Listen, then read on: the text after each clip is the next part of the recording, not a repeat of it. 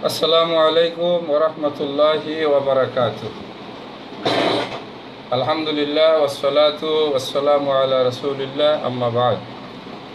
আউযু বিল্লাহি মিনাশ শাইতানির রাজীম। বিসমিল্লাহির রাহমানির রহিম। ওয়াত্তাকুল্লাহ ওয়া আলামু আন্নাল্লাহা মা'আল মুত্তাকিন।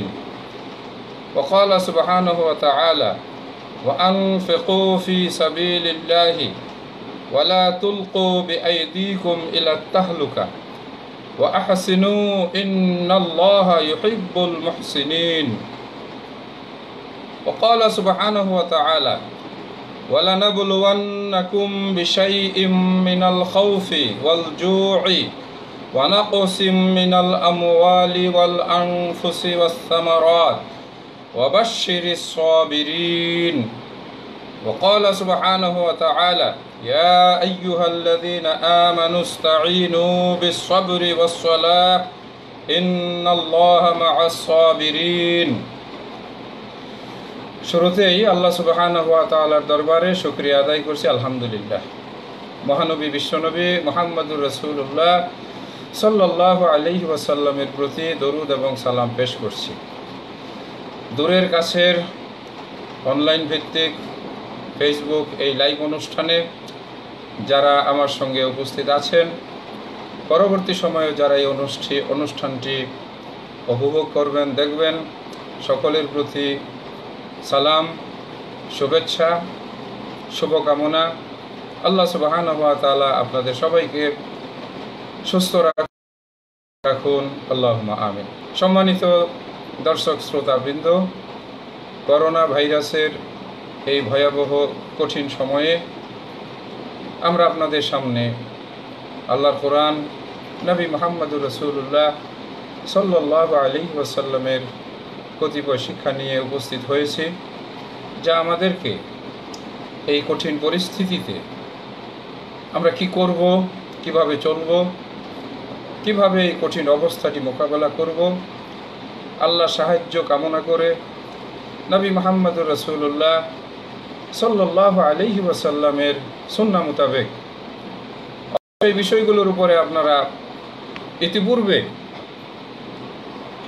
আমাদের অনেক সম্মানিত বিজ্ঞ উলামায়ে কেরামদের কাছ থেকে আলোচনা শুনেছেন। আলহামদুলিল্লাহ, বর্তমানে এই প্রযুক্তির যুগে, এই প্রযুক্তির মাধ্যমে আমরা ঘরে বসেও আল্লাহর কোরআন এবং নবী মুহাম্মদুর রাসূলুল্লাহ সাল্লাল্লাহু আলাইহি ওয়াসাল্লামের দাওয়াতকে মানুষের কাছে পৌঁছে দেওয়ার সুযোগ পাচ্ছি। সেজন্য আল্লাহর দরবারে শুকরিয়া আদায় করছি। সম্মানিত দর্শকবৃন্দ, আপনাদের অনেকেই সালাম পেশ করেছেন।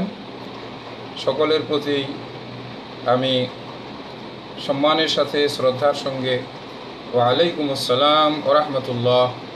আল্লাহ আপনাদের উপরে শান্তি বর্ষণ করুন, আপনাদের উপরে আল্লাহ তার মেহেরবানি এবং তার দয়া নাজিল করুন, সবাইকে হেফাজতে রাখুন।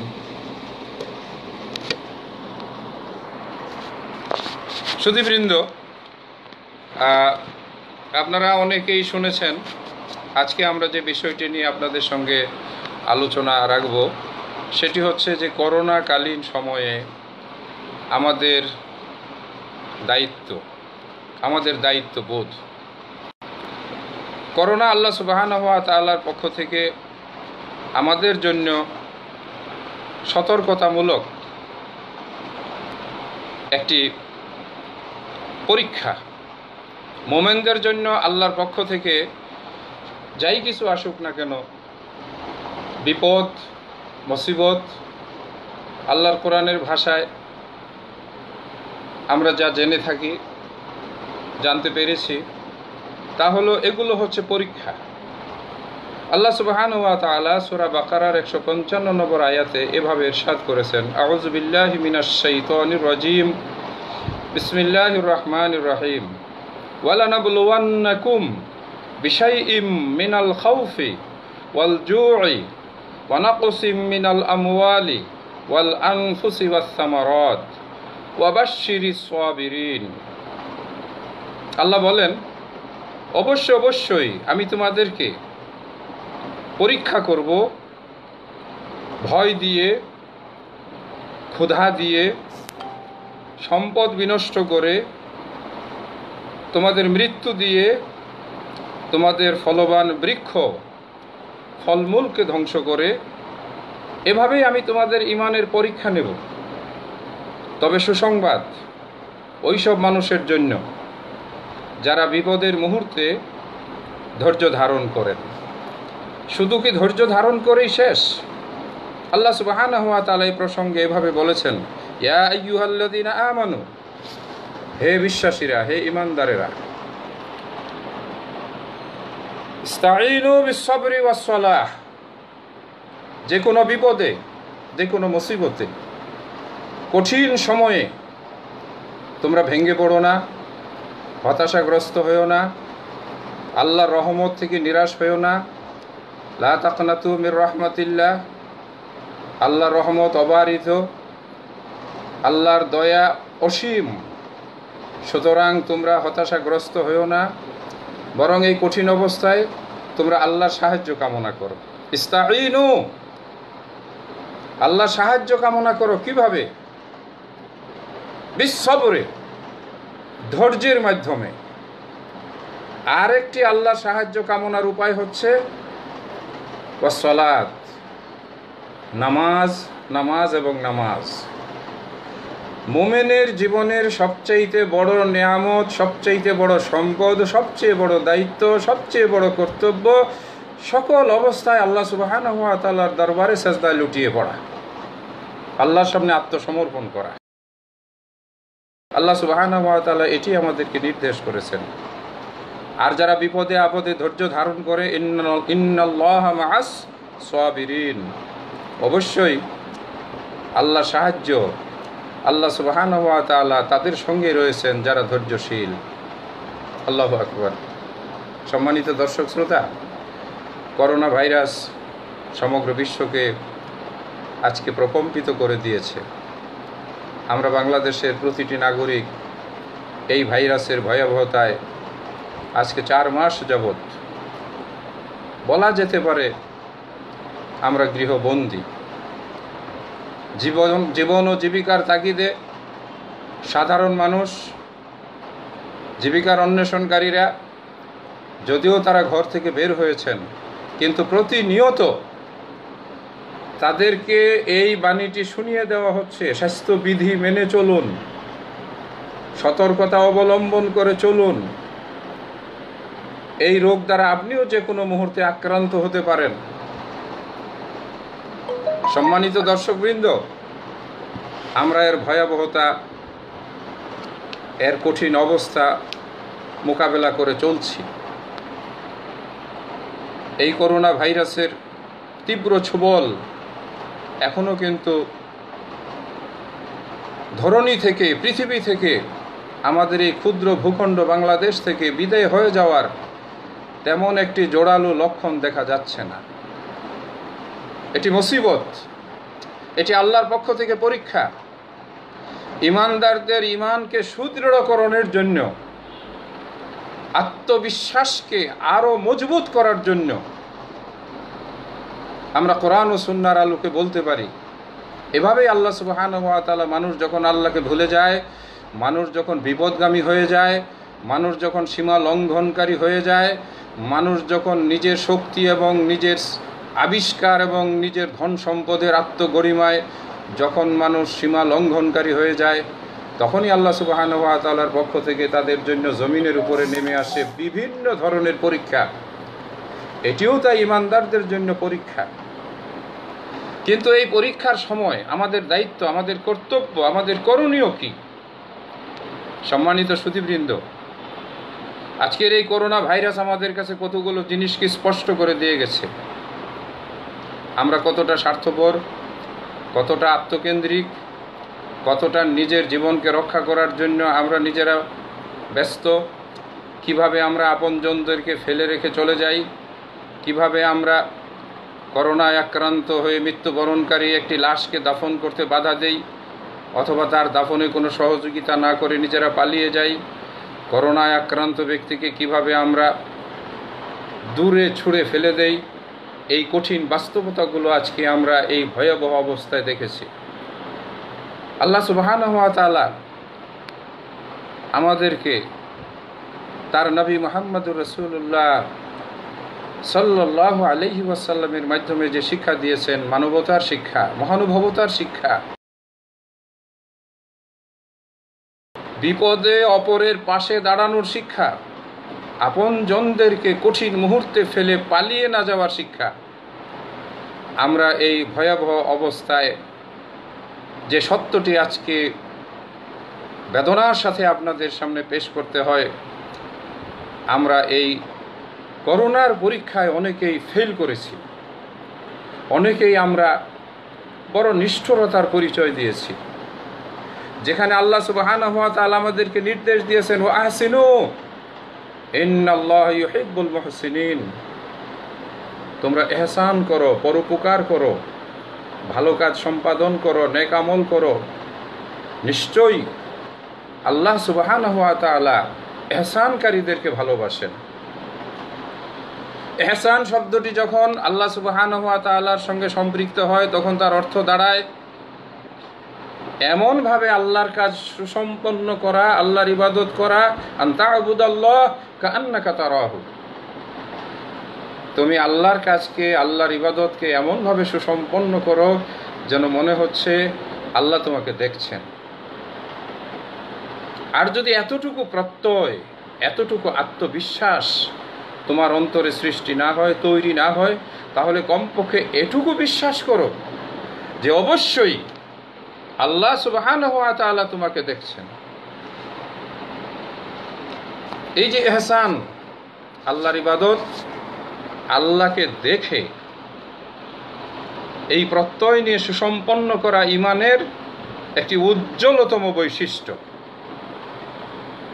আজকের এই করোনা ভাইরাসের সময় আমরা মানুষের প্রতি ইহসান করা এবং মানুষের প্রতি আল্লাহ সুবহানাহু ওয়া তাআলার যে দায়িত্ব অর্পণ করেছেন, সেই দায়িত্বকে পালন করতে গিয়ে আল্লাহ সন্তুষ্টি অর্জনের যে মানসিক প্রত্যয়, যে হে আল্লাহ, এই বিপদ তুমি দিয়েছ, এই বিপদকে একমাত্র তুমি উদ্ধার করতে পারো, এই বিপদ থেকে আমরা তোমার কাছেই মুক্তি চাই, এই উচ্চারণ হলো একজন ঈমানদারের। কিন্তু আমরা কি দেখেছি বাস্তবে? অনেক ক্ষেত্রেই আমরা অনেক ঈমানদারদেরকে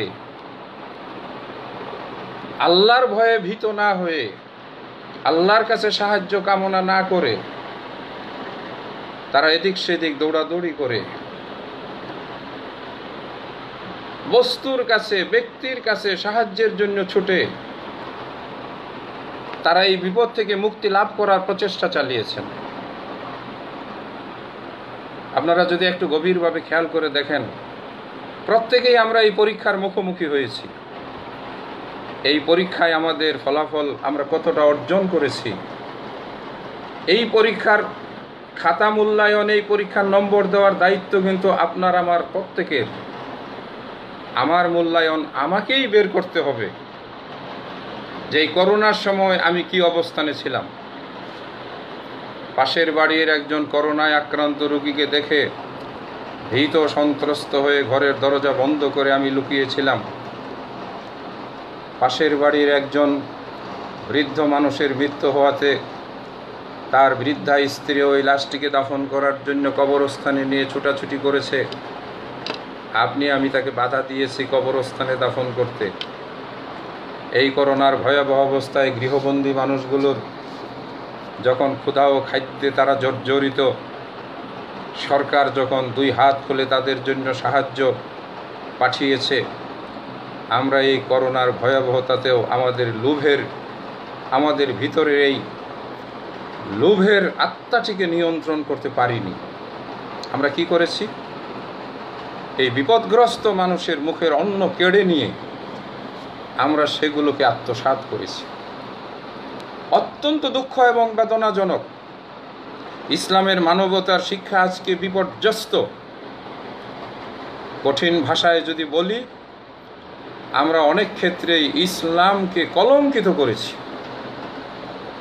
যখন আমরা দেখি, আজকেও পত্রিকার খবরগুলো যখন দেখছি, বড় আফসোসের সঙ্গে বলতে হয় কিভাবে বিপদগ্রস্ত মানুষকে নিয়ে ভুয়া ডাক্তার, ভুয়া হাসপাতাল, ভুয়া পরীক্ষা, কোটি কোটি টাকা হাতিয়ে নেওয়া।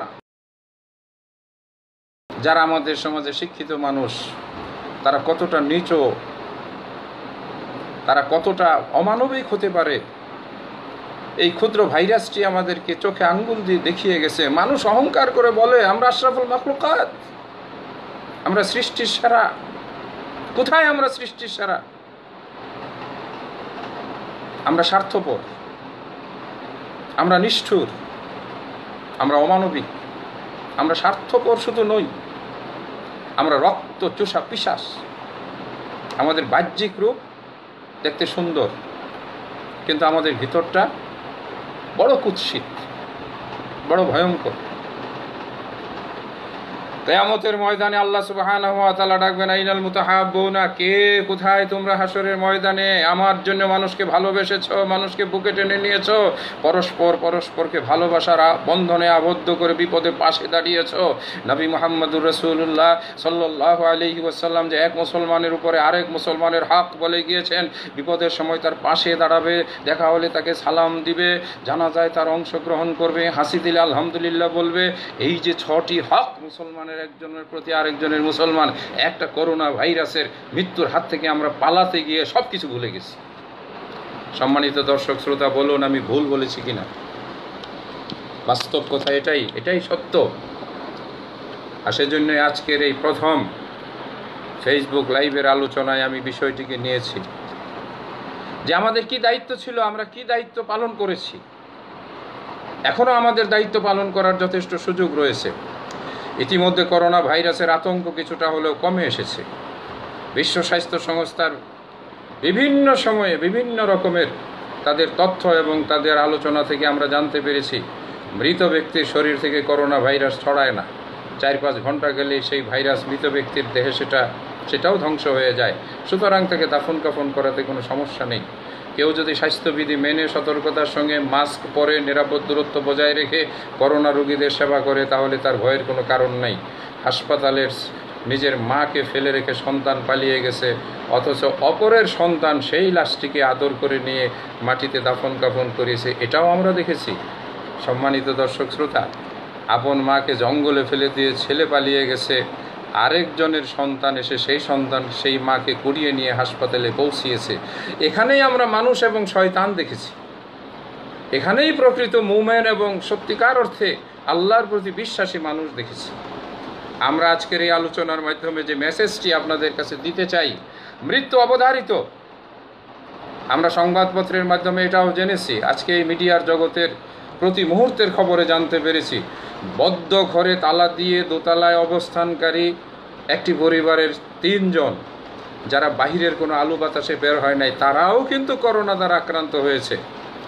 আবার নিজের পরিবারের ক্ষুধার্ত ভুখানাঙ্গা মানুষের মুখে আহার জুটিয়ে দেওয়ার জন্য রিক্সা নিয়ে যারা রাস্তায় বেরিয়েছে, সারাদিন যারা রিক্সা চালাচ্ছে, আলহামদুলিল্লাহ তারা ঘরে ফিরে যাচ্ছে নিরাপদে।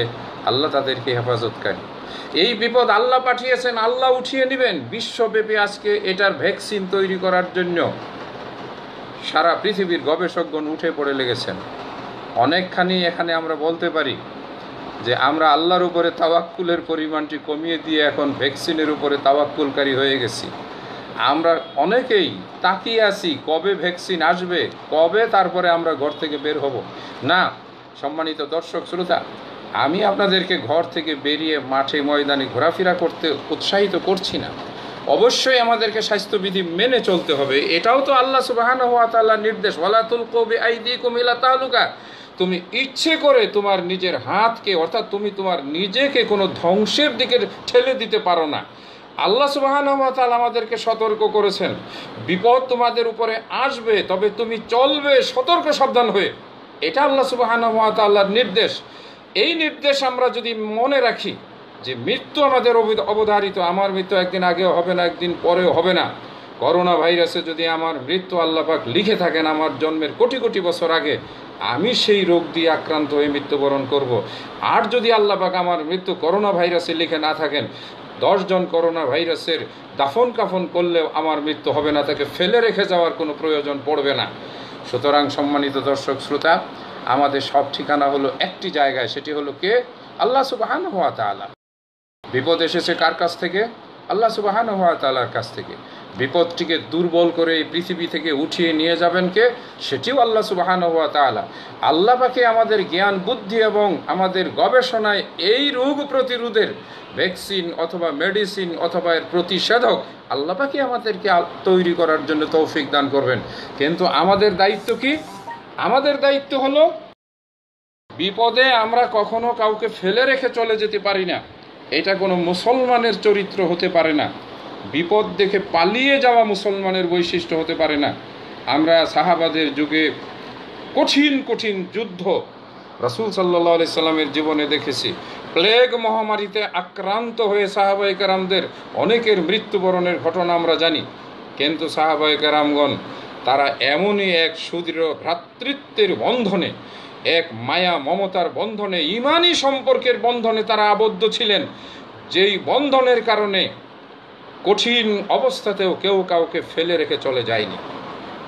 আজকে আমরা ওইসব মানুষদেরকে কি বলবো যারা বিপদগ্রস্ত মানুষের অন্নকে, খাদ্যকে, তাদের জন্য দেওয়া সরকারের সাহায্যকে, রিলিফের চালকে চুরি করে নিয়ে যারা আজকে এক কলঙ্কিত অধ্যায় তৈরি করেছে, যারা হাসপাতালে রোগীদের এই ভাইরাসের নমুনা সংগ্রহ করে কোটি কোটি টাকা নিয়ে যারা আজকে আসামির কাঠগড়ায় দাঁড়িয়েছে, আমরা তাদেরকে কি বলবো? এই কঠিন বিপদের সময়ও যারা মানুষকে বিপদে ফেলে তারা তাদের ধন সম্পদের পাহাড় তৈরি করে চলছে, এরাই হলো প্রকৃতপক্ষে জালেম। আর এই জালেমদের জন্য আল্লাহ সুবহানাহু ওয়া তাআলা তৈরি করে রেখেছেন ভয়ঙ্কর কঠিন শাস্তি। আল্লাহ তাদেরকে বুঝবার তৌফিক দান করুন, আল্লাহ তাদেরকে হেদায়েত দান করুন। তবে আমি সংক্ষিপ্ত পরিসরে আর কয়েকটি কথা বলেই এই সীমিত সময়ের আলোচনা আমি শেষ করব। আর সেটি হলো আমাদের দায়িত্ব কি, আমাদের কর্তব্য কি, আমাদের করণীয় কি। আমাদের করণীয় প্রথমত হকুল্লাহ, আল্লাহর হক, আল ইহসান বিল্লাহি সুবহানাহু ওয়া তাআলা। আমরা আল্লাহকে ডাকবো, আল্লাহর কাছে চাইবো, আল্লাহর শক্তি ও কুদরতের কাছে আমরা আত্মসমর্পণ করব, আর কারো কাছে নয়। মৃত্যু একদিন আসবেই, মৃত্যুর জন্য মুমিন প্রস্তুত। তার প্রতিটি রন্ধ্রে রন্ধ্রে চিন্তা চেতনার অনুভূতিতে প্রতিধ্বনিত হচ্ছে আশহাদু আল্লা ইলাহা ইল্লাল্লাহ ওয়া আশহাদু আন্না মুহাম্মাদার রাসূলুল্লাহ। সুতরাং তার ভয় কি?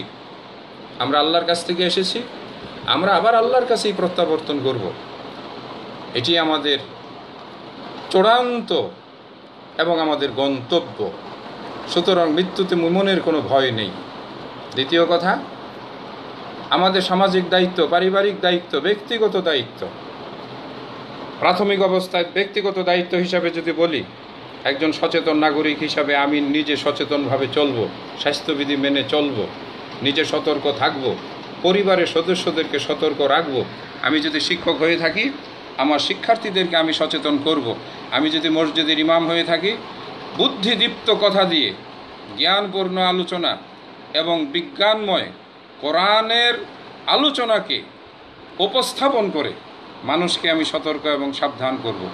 এমন কোনো কথা বলবো না, এমন কোনো বক্তব্য রাখবো না যা আমাদের ভিতরে বিভ্রান্তি অথবা এমন মানসিকতার সৃষ্টি করে যে আমরা বিপদের মুখোমুখি হই।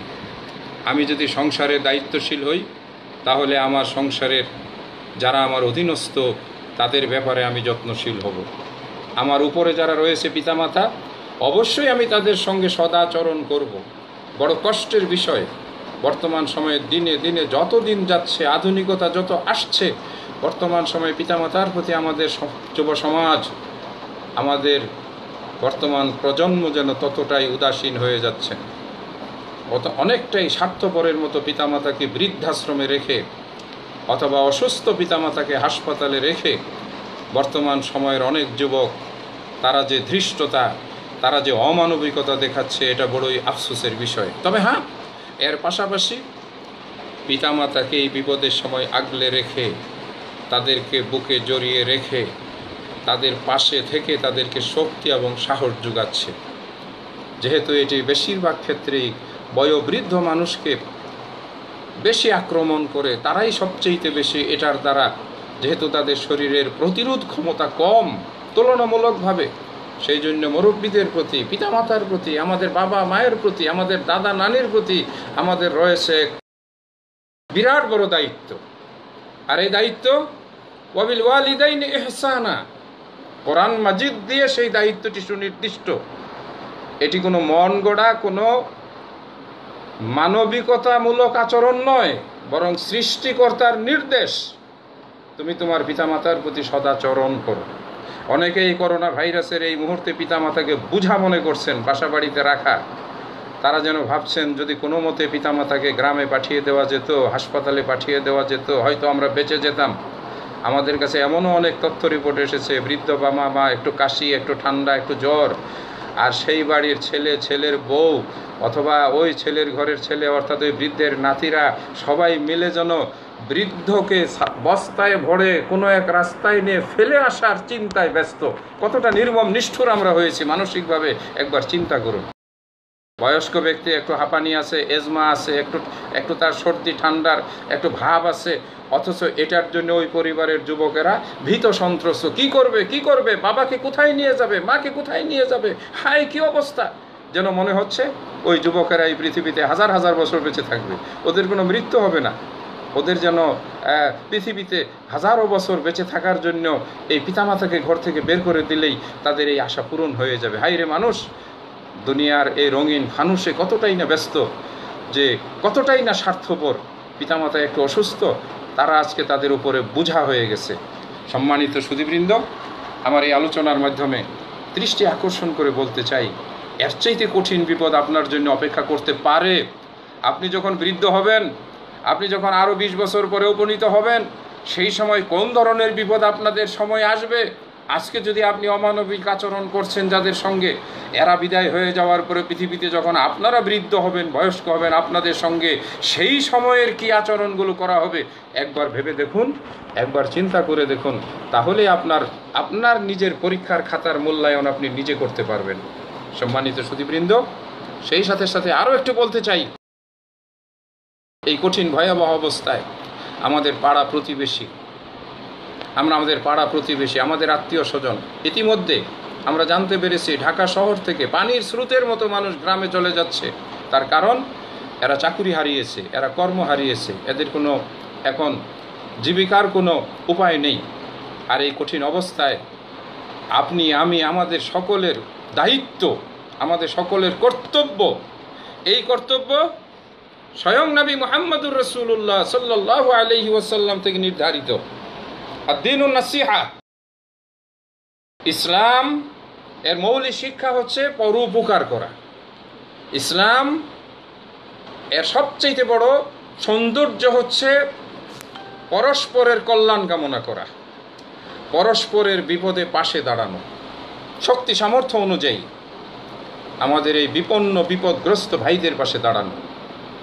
আরেকটি গুরুত্বপূর্ণ বিষয় আমি আপনাদের দৃষ্টি আকর্ষণ করতে চাই, সেটি হলো ভয়কে জয় করা, ভয় ছড়িয়ে না দেওয়া। দুর্বল হার্টের অধিকারী, দুর্বল চিত্তের অধিকারী, তাদের কাছে গিয়ে যদি আপনি এই রোগটি সম্বন্ধে এমন ভয়াবহ অবস্থা তুলে ধরেন, সামান্য একটা হাঁচি দিয়েছে, কাশি দিয়েছে, আর আপনি যদি বলেন তোমার তো করোনা হয়ে গেছে, তোমার তো মৃত্যু ছাড়া কোনো উপায় নেই, তার মানে আসলে আপনি এই মানুষটিকে মৃত্যুর দিকে ঠেলে দিলেন। আর আপনি যদি শুধু এতটুকু বলতে পারেন যেটুকু রাসূলুল্লাহ সাল্লাল্লাহু আলাইহি ওয়াসাল্লাম শিখিয়ে দিয়েছেন। কি শিখিয়েছেন? একজন অসুস্থ মানুষের পাশে গিয়ে অথবা তার কাছে গিয়ে যদি বলেন লা বাসা তুহুরুন, ইনশাআল্লাহ, ভয় নেই, আল্লাহ আপনাকে সুস্থ করে দেবেন, লা বাসা তুহুর, আপনি অতি সত্বর সুস্থ হয়ে যাবেন ইনশাআল্লাহ। এটি রাসূলের শেখানো দোয়া। কত বড় মেডিসিন, সাইকোলজিক্যাল ট্রিটমেন্ট। মানসিক শক্তি হলো সবচাইতে বড় শক্তি। মানসিকভাবে ভেঙে পড়াটাই হচ্ছে সবচাইতে বড় বিপর্যয়, সবচাইতে বড় পরাজয়। ভয়কে জয় করতে হয় সাহস দিয়ে। এটি আমাদের সরকার প্রতি মুহূর্তে প্রচারণা চালাচ্ছেন। শিক্ষা মন্ত্রণালয় থেকে, স্বাস্থ্য মন্ত্রণালয় থেকে বলা হচ্ছে মাধ্যমে আমাদের পাশের মানুষগুলোকে সাহসী করতে পারি। ভয় পাবেন না, আমরা আপনার পাশে আছি। আপনাকে সবাই ফেলে চলে গেলেও আমরা আপনাকে ফেলে চলে যাব না। আপনাকে আমরা হাসপাতাল নিয়ে যাব, চিকিৎসা করাবো। আমরা যুবক, আমাদের শরীরে প্রচুর পরিমাণে ইমিউনিটি আছে, আমাদের শরীরে প্রতিরোধ ক্ষমতা আছে, আমরা ভয় পাই না। আমরা মাস্ক পরে, গ্লাভস পরে আপনাদেরকে প্রয়োজনীয় নিরাপত্তা কিট পরিধান করে আমরা চিকিৎসা দেব, আপনারা ভয় পাবেন না। তাহলেই কিন্তু একটা মানুষ সাহসী হয়ে উঠবে। প্রিয় নবী মুহাম্মদুর রাসূলুল্লাহ সাল্লাল্লাহু আলাইহি ওয়াসাল্লাম বিদায় হজ্জের ভাষণে আমাদের কাছে যে আমানত রেখে গেছেন, তারাকতু ফীকুম আমরাইন লান তাদিল্লু মা তামাসসাকতুম বিহিমা কিতাবাল্লাহি ওয়া সুন্নতি আও কামা ক্বালা রাসূলুল্লাহ সাল্লাল্লাহু আলাইহি ওয়াসাল্লাম। হে আমার উম্মতেরা শোনো, দুটো জিনিস আমি তোমাদের কাছে রেখে গেলাম। একটি হলো আল কোরআন, আরেকটি হলো আমার সুন্নাহ। কোরআন হলো তোমাদের পথের দিশা, হুদাল্লিল মুত্তাকিন। এটি মুত্তাকি, ক্ষুধাবিরু, আল্লাহকে যারা বিশ্বাস করে তাদের জন্য আলোকবর্তিকা। এই কোরআন যাদের চোখের সামনে রয়েছে তারা ডরে না, ভয় পায় না, তারা নড়ে না, তারা কম্পিত হয় না, তারা ভয়ে বিপদে কখনো পালিয়ে যায় না, বরং তারা সকল অবস্থাতে সুদৃঢ় অবস্থানে থাকে। ওয়ালা তাহিনু ওয়ালা তাহজানু ওয়া আনতুমুল আ'লাউনা ইন কুনতুম মুমিনিন। আল্লাহ বলেন, ভয় পেও না, দুশ্চিন্তাগ্রস্ত হও না, বিজয়ী তোমরা হবেই, সফল তোমরা হবেই। এই কঠিন বিপদ থেকে তোমরা অবশ্যই পরিত্রাণ পাবে যদি তোমরা সত্যিকার অর্থে আল্লাহর উপরে বিশ্বাসী এবং ইমানদার হও। এর চাইতে সাহসী, এর চাইতে প্রেরণাদায়ক, এর চাইতে আমাদের জন্য মেডিসিন, উত্তম মেডিসিন আর কি হতে পারে, যেটি কোরআন মাজিদের ভিতরে আল্লাহ সুবহানাহু ওয়া তাআলা বলে দিয়েছেন আর নবী মুহাম্মদুর রাসূলুল্লাহ সাল্লাল্লাহু আলাইহি ওয়াসাল্লাম তার সুন্নাহ, তার হাদিসের মাধ্যমে শিক্ষা দিয়েছেন। বিপদ আসবে, বিপদের সময় পালিয়ে যেও না, অথবা বিপদগ্রস্ত এলাকায় তুমি নিজেকে ধ্বংসের জন্য নিয়ে আবার উপস্থাপনও করো না। যেটি প্লেগ রোগ সম্পর্কে, মহামারী রোগ সম্পর্কে নবী মুহাম্মদুর রাসূলুল্লাহ সাল্লাল্লাহু আলাইহি ওয়াসাল্লামের সুপ্রসিদ্ধ হাদিস। যদি কোনো এলাকায় মহামারীতে আক্রান্ত হয়, যেমন সেখানেও তুমি ওই শখ করে দেখতে যাইও না, তামাশা দেখতে যাইও না। আবার এমনি করে কোনো এলাকায় যদি মহামারী আক্রান্ত হয়, সেই এলাকায় যদি তুমি থাকো, তাহলে ভীত হয়ে সেখান থেকে তুমি পালিয়েও যেও না। রক্ষাকারী হলেন কে? আল্লাহ। সম্মানিত দর্শক শ্রোতা, আমাদের জন্য উত্তম ঔষধ হলো আল কোরআন, আমাদের জন্য উত্তম হলো প্রিয় নবী মুহাম্মদুর রাসূলুল্লাহ সাল্লাল্লাহু আলাইহি ওয়াসাল্লামের শিক্ষা। সেজন্য আমরা সবসময় এই কথাগুলো বেশি বেশি করে স্মরণ করতে পারি। তাওয়াক্কালতু আলাল্লাহ লা হাওলা ওয়ালা কুওয়াতা ইল্লা বিল্লাহিল আলিয়্যিল আযীম। উত্তম এক মেডিসিন নবী মুহাম্মদুর রাসূলুল্লাহ সাল্লাল্লাহু আলাইহি ওয়াসাল্লাম আমাদেরকে তো শিক্ষা দিয়েছেন। আল্লাহুম্মা ইন্নী আউযু বিকা আনিল বারাসে ওয়াল জুজামে ওয়াল জুনুনে ওয়া আন সাইল আসকাম। আমরা এই দোয়াটি বেশি বেশি পড়ব, বেশি বেশি আল্লাহর কাছে সাহায্য চাইব।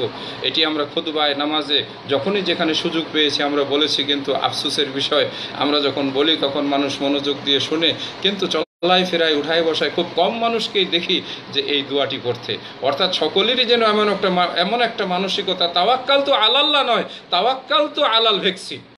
সম্মানিত দর্শক মণ্ডলী, যারা এই অনুষ্ঠানটি লাইভে দেখছেন, আমি আবার আপনাদেরকে এই কথাটি শোনাচ্ছি, তাওয়াক্কালতু আলাল্লাহ, আমি আল্লাহর উপর নির্ভরশীল। এটার চাইতে যেন আজকে আমাদের ইমানের ওই শক্তিশালী জায়গাটা দখল করে ফেলেছে কিসে? তাওয়াক্কালতু আলাল ভ্যাকসিন। কবে ভ্যাকসিন আসবে তারপরে আমরা ঘর থেকে বের হব। হ্যাঁ, চিকিৎসকগণ, ডাক্তারগণ, এটাও আল্লাহর মেহেরবানি, আল্লাহর নিয়ামত। তারা ভ্যাকসিন আবিষ্কার করবে, আমরা সেটি গ্রহণ করব, এই রোগ থেকে মুক্তি পাবো। কিন্তু এই মুক্তিদাতা কিন্তু ভ্যাকসিন নয়, মুক্তিদাতা হচ্ছেন আল্লাহ। এটার উপরে আমাদেরকে পরিপূর্ণরূপে আস্থাশীল, বিশ্বাসী থাকা একান্ত প্রয়োজন। আর নবী নূহ আলাইহিস সালাতু ওয়াস সালাম তার কওমকেও কিন্তু সতর্ক করে বলেছিলেন, ফাকুলতুস্তাগফিরু রাব্বাকুম ইন্নাহু কানা গাফফারা। শোনো, কঠিন বিপদের সময় আল্লাহর গজব থেকে, আল্লাহর আযাব থেকে বাঁচার একটি সহজ মেডিসিন, একটি সহজ আল্লাহ সন্তুষ্টি অর্জন করার উপায় রয়েছে। বেশি বেশি করে তোমরা ইস্তেগফার করো, বেশি বেশি করে তোমরা ইস্তেগফার করো। সূরা নূহের ভিতরে আল্লাহ সুবহানাহু ওয়া তাআলা নূহ আলাইহিস সালামের ঘটনাটি উল্লেখ করে এখানে যে কথাটি আমাদের শিক্ষা দিয়েছেন যে আল্লাহর কাছে ইস্তেগফার করলে সম্পদ বৃদ্ধি পায়, সন্তান বৃদ্ধি পায়, আল্লাহ সুবহানাহু ওয়া তাআলা রহমতের বারিধারা, বৃষ্টিধারা নাজিল হয়। যে রহমতের বারিধারা, বৃষ্টিধারা দিয়ে সেই বিপদ আপদগুলো আল্লাহ সুবহানাহু ওয়া তাআলা ধুয়ে মুছে পরিষ্কার করে নিয়ে দেন। নূহ আলাইহিস সালাম কওম সেই ভয়ঙ্কর কঠিন জলোচ্ছ্বাসে নিমজ্জিত হওয়ার আগে তাদেরকে সতর্ক করে বলেছিলেন, ফাকুল তুস্তাগফিরু রাব্বাকুম, তোমরা আল্লাহর কাছে ইস্তেগফার করো, রক্ষা পেয়ে যাবে, আল্লাহর কাছে ইস্তেগফার করো, রক্ষা পেয়ে যাবে। আজকেও আমি আপনাদের সামনে এই কথাটি বলতে পারি, আমরা সবাই বেশি বেশি করে আল্লাহর কাছে ইস্তেগফার করি। আমরা কে না গুনাহগার বলুন তো? আমি, আপনি, আমরা সবাই কত গুনাহ করি গোপনে প্রকাশ্যে। হ্যাঁ, আমরা বাহিরের মানুষটি খুবই সুন্দর, খুবই চকচকে, খুবই উত্তম, খুবই আমাদের চেহারা সৌন্দর্য, কিন্তু ভিতরের মানুষটি কিন্তু বাস্তবে যদি আমরা আমাদের অন্তরের চোখ দিয়ে দেখি, ইমানের মানদণ্ডে, তাকওয়ার মানদণ্ডে, তাওয়াক্কুলের মানদণ্ডে এই করোনা ভাইরাস আমাদের দেখিয়ে গেছে আমাদের ইমান কতটা ভঙ্গুর, কতটা দুর্বল, এবং কতটা আমরা ওই যে সেই ইমানের সেই ইমানদারের পোশাক পরিধান করে ছলনার আশ্রয় নিয়ে জগতে বসবাস করছি। সময় এসেছে তওবা করার, সময় এসেছে ইস্তেগফার করার, সময় এসেছে দায়িত্ব পালন করার, সময় এসেছে সতর্ক হওয়ার, সময় এসেছে আল্লাহ সুবহানাহু ওয়া তাআলার কাছে ফিরে যাওয়ার। আমরা যখন কোনো মানুষের মৃত্যু সংবাদ শুনি তখন কি বলি? ইন্না লিল্লাহি ওয়া ইন্না ইলাইহি রাজিউন। প্রভু হে, আমরা তো তোমার কাছে আবার প্রত্যাবর্তনকারী। আজ আছি, আগামীকালকে নেই। আজ কথা বলছি, আগামীকাল কথা বলার তৌফিক হবে কিনা একমাত্র আল্লাহ সুবহানাহু ওয়া তাআলা জানেন। সুতরাং আমাদের কর্তব্য, আমাদের দায়িত্ব, আমাদের আপনজন, আমাদের প্রিয়জন, আমাদের প্রতিবেশী, আমাদের নিকটাত্মীয়, আমাদের কাছের মানুষ যারা আছে, বিপদে আমরা কেউ কাউকে ফেলে যাব না, কেউ কাউকে রাস্তার উপরে ছেড়ে যাব না। আমরা তাদেরকে আগলে নিয়ে, আমরা তাদেরকে বিপদের সময় পাশে থেকে আমরা তাদের সহযোগিতা করব। নিরন্ন মানুষের মুখে অন্তত পক্ষে আমরা প্রত্যেকেই যদি এভাবে চিন্তা করি, আমি একটু কম করে খেয়ে হলেও আমার প্রতিবেশী যে না খেয়েছে তাকে একটু খাওয়ানোর জন্য চেষ্টা করব, একজন বিপদগ্রস্ত মানুষের বিপদে পাশে দাঁড়াবো, যেটি কিয়ামতের ময়দানে আল্লাহ সুবহানাহু ওয়া তাআলা এইভাবে ডেকে ডেকে বলবেন, আইনাল মুতাহাব্বুনা বিজালালি আল ইয়াউমা আযুল্লুহুম ফি জিল্লি ইয়াউমা লা জিল্লা ইল্লা জিল্লি। মুসলিম শরীফের এই হাদিস, যারা মানুষকে ভালোবাসে, মানুষকে মহব্বত করে, মানুষের বিপদে যারা থাকে, আল্লাহ সুবহানাহু ওয়া তাআলা বলেন, আমার জালালাত, আমার মর্যাদা, আমার এই সুমহান উচ্চ সম্মানের এই কথা উল্লেখ করে তোমাদের বলছি, কিয়ামতের দিন আমি তাদেরকে আমার বিশেষ ছায়াতলে জায়গা দান করব, বিশেষ ছায়াতলে জায়গা দান করব। উনসুর আখাকা, তুমি তোমার ভাইয়ের সাহায্য করো, তুমি তোমার ভাইয়ের সাহায্য করো, পাশে তুমি দাঁড়াও। একজন আরেকজনকে আল্লাহ সুবহানাহু ওয়া তাআলার উদ্দেশ্যেই আমরা তাদের সহযোগিতার জন্য তার পাশে থাকব। আল্লাহ পাক আমাদেরকে সেই তৌফিক দান করুন। আমরা সবাই বলি আল্লাহুম্মা আমিন। আকুলু কাওলি হাযা ওয়া আস্তাগফিরুল্লাহ লি ওয়া লাকুম ওয়া লিসাইরিল মুসলিমিন। সম্মানিত দর্শক শ্রোতা, এতক্ষণ পর্যন্ত আমাদের সঙ্গে থেকে যারা এই বক্তব্যটি শুনলেন, অনেকেই কমেন্টস পাঠিয়েছেন, কেউ কেউ লিখেছেন তাদের ভালো লেগেছে। আসলে আমি ফেসবুক লাইভে খুব কম কথা বলি, একটু আড়ালেই থাকতে চাই। আমাদের অনেক দিনী দায়ী ভাইয়েরা দেখেছি, মাশাআল্লাহ, তারা অনেক দাওয়াতি কাজ করছেন। আলহামদুলিল্লাহ, আজকের বর্তমানে এই প্রযুক্তির যুগে বিশ্বময় কোরআন ও সুন্নাহর দাওয়াত পৌঁছিয়ে দেওয়ার একটি সহজ উপায় হয়েছে। এটাও আল্লাহ পাকের একটি নিয়ামত। এই নিয়ামতকে কাজে লাগিয়ে আমরা দাওয়াতি কাজ করতে পারি ইনশাআল্লাহ। আল্লাহ যদি আবার তৌফিক দেন, নতুন কোনো বিষয় নিয়ে আপনাদের সামনে উপস্থিত হব। আল্লাহ আপনাদের সবাইকে হেফাজত করুন।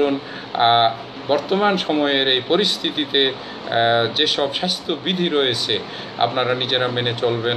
কখনো আত্ম অহংকারী হওয়া শোভনীয় নয়। আমি ভয় পাই না, আমি এগুলো মানি না, আমি এগুলো পাত্তা দেই না, না, এই ধরনের আত্ম অহংকারী আল্লাহ পছন্দ করেন না। আল্লাহ পাক কী করেন? অহংকারীকে ভালোবাসেন না। অহংকারীদেরকে আল্লাহ সুবহানাহু ওয়া তাআলা গ্রহণ করেন না। আমরা আল্লাহর কাছে আত্মসমর্পণকারী হব, আমরা আল্লাহর কাছে সাহায্য চাইব। আবার ওই আয়াতটি আমি আপনাদেরকে শুনিয়ে যাই, যেটি তিলাওয়াত করেছিলাম, ওয়াস্তাঈনু বিস-সাবরি ওয়াস-সালাহ। সকল অবস্থায় ধৈর্যের সাথে আল্লাহর সাহায্য আমরা কামনা করব। আর আমরা নামাজের মাধ্যমে আল্লাহ সুবহানাহু ওয়া তাআলার কাছে আমরা সাহায্য কামনা করব। নামাজ এবং নামাজ মুমিনের জীবনে সবচাইতে বড় নিয়ামত, সবচাইতে বড় ইবাদত, সবচাইতে বড় সম্পদ। তার জীবনে সবচাইতে বড় অর্জন হলো নামাজ। নামাজের মাধ্যমেই আমরা এই বিপদ থেকে আল্লাহর কাছে পরিত্রাণ লাভ করতে পারি। বেশি বেশি করে আমরা ইস্তেগফার করব, আল্লাহ সুবহানাহু ওয়া তাআলার কাছে সাহায্য কামনা করব। আল্লাহ সবাইকে হেফাজত করুন। আল্লাহুম্মা আমিন। আকুলু কাওলি হাযা ওয়া আস্তাগফিরুল্লাহ লি ওয়া লাকুম ওয়া লিসাইরিল মুসলিমিন। নাহমাদুকা ইয়া গাফুরু ইয়া রহিম। সুবহানাকা আল্লাহুম্মা ওয়া বিহামদিকা আশহাদু আল্লা ইলাহা ইল্লা আনতা আস্তাগফিরুকা ওয়া আতুবু ইলাইক। আসসালামু আলাইকুম ওয়া রাহমাতুল্লাহি ওয়া বারাকাতুহু।